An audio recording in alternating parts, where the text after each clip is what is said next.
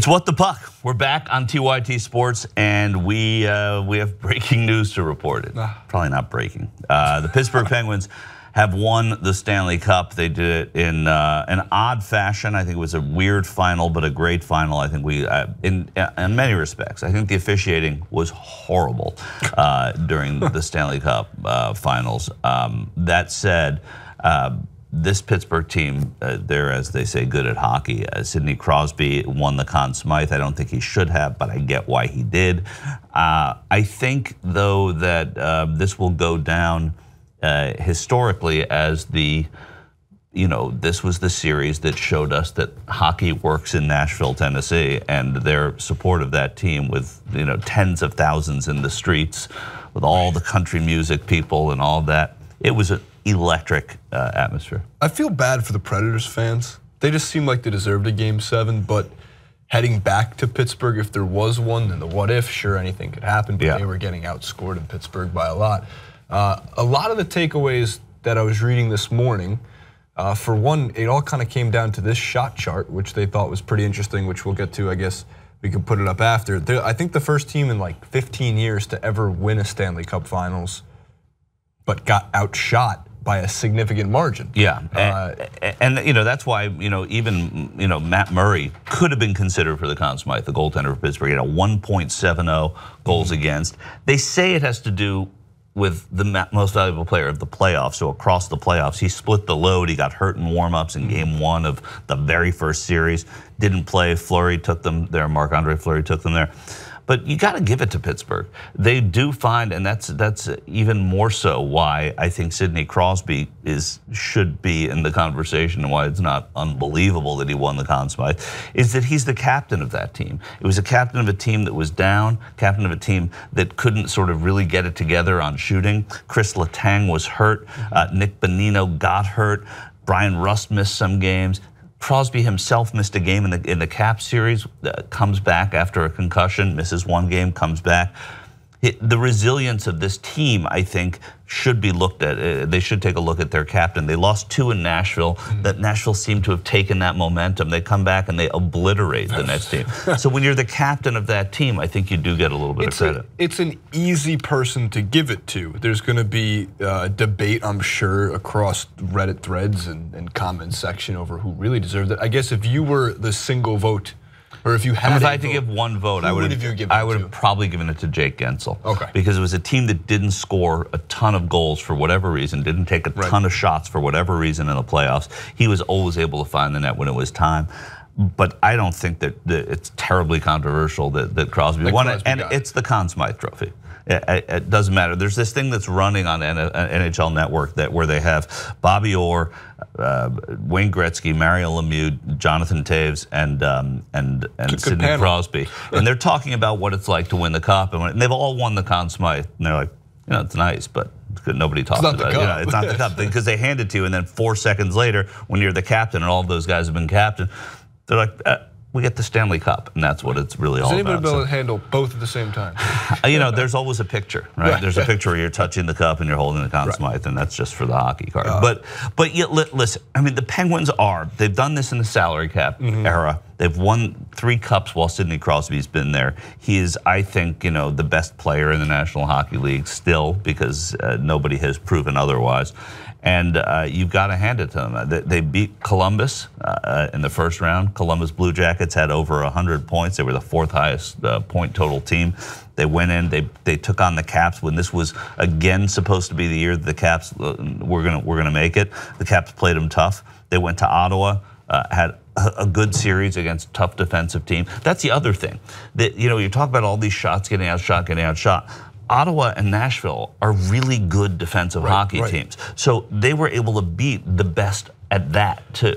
Which is what I also find, because you mentioned Chris Letang was injured, who is, I believe, the Penguins' best defenseman. No question. Which is a little bit scary to think that they survived this cup hangover. So nobody's gone back-to-back in 19 years. Right, 97, 98. And a lot of teams, I mean, most recently I can remember the Kings winning and then getting obliterated the next season. Yeah, and the Blackhawks as well. The Blackhawks were like the San Francisco Giants every other year. Right. They were able to bring home a cup, but there was always, for whatever reason, that cup hangover. Right.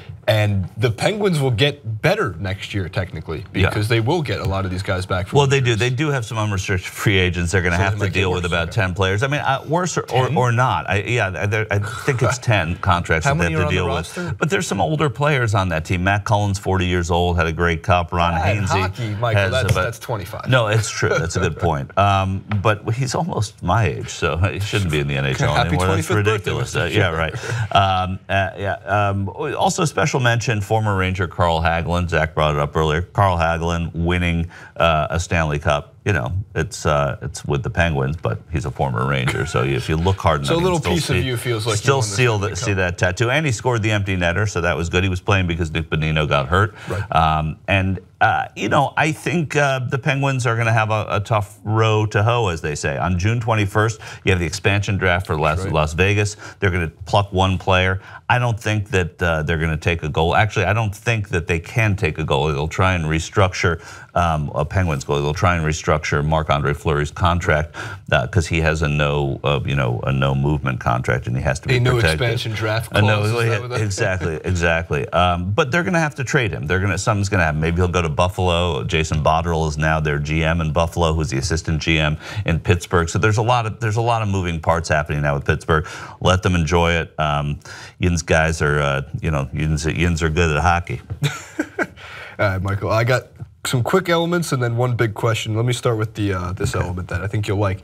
Hockey players are tough, and some of your app updates that you might get seem to prove that afterwards. They're a lot tougher than a lot of other players in sports because they play with broken everything. It's unbelievable. And here was somebody sent this tweet out recently. This is the second element we have.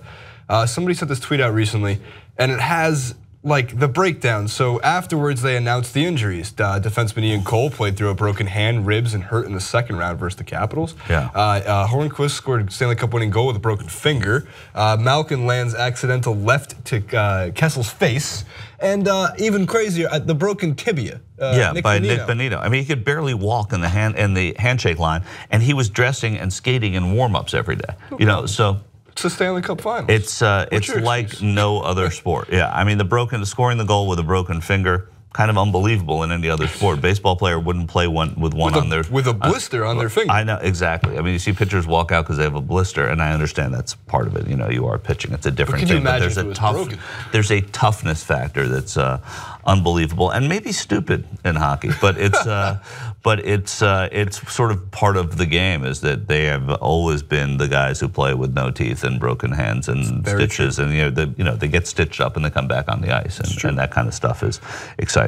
Lastly, we also have a crying George. I'm not sure if you follow the crying George. I'm a big fan. No, I know all about the crying George. Oh, wow, look at that. To me, the crying catfish, was definitely up there. Amongst them, there's a picture of Crosby celebrating. But in addition to everything else, I wanted to know, should it have been a goal? Should it have been 1-0 Nashville after the puck kind of skittled out of possession of Matt Murray, which I guess in all sports would say if you don't have possession of something, how do you stop the game? And it was an unbelievably quick whistle by Kevin Pollak, the ref. I mean, that was a big problem that I had with that game. Hornquist scores and it would have tied it up. It would have been a different game. Listen, Nashville had a 5-on-3. They had 4 power plays. They were anemic on the power play. Yes. That's what you play for. They just don't have the goal scoring that Pittsburgh and a lot of the other teams have. They did it with defense, and then at a certain point, it's hard to defend against the swarm of Pittsburgh. They had a couple of chances in games 1 and 2 in Pittsburgh, especially game 1, where there were 3 goals let up in a 4-minute period, and that was, I think, where this was decided. So yeah, I think it was a goal, and I just think that's part of why I said I think the officiating was just horrendous. And when's the next What the Book? The next What the First of all, one thing that I implore everyone to do, obviously, and I do this every year because there's nothing better on YouTube, is go to the Gary Bettman awarding the Stanley Cup and the booing all the time. The moment he opens his mouth, no matter what building he's in, no matter where he is, at the NHL draft, you'll watch it at the expansion draft in Las Vegas. He'll come out and introduce it. The booing will start the moment he opens his mouth. It's hysterical. So watch that. What the puck will I think we're going to have to. We love the support we've gotten. Jason has told me that a lot of people have been calling for more of these. So we will try and keep What the Puck up. We will try and talk to you about the expansion draft. We'll talk about the regular NHL draft. Then we'll take a little hiatus and do a little bit of NHL preview. Maybe we'll visit a couple of times over the summer when things get dull. I know there's no other sport going on but baseball now, and then football mini camps and those sorts of things. But hockey will be back at the beginning of October, and we will try and work something out so we can make this a regular feature at the Young Turks. Comment below, like, favorite, subscribe.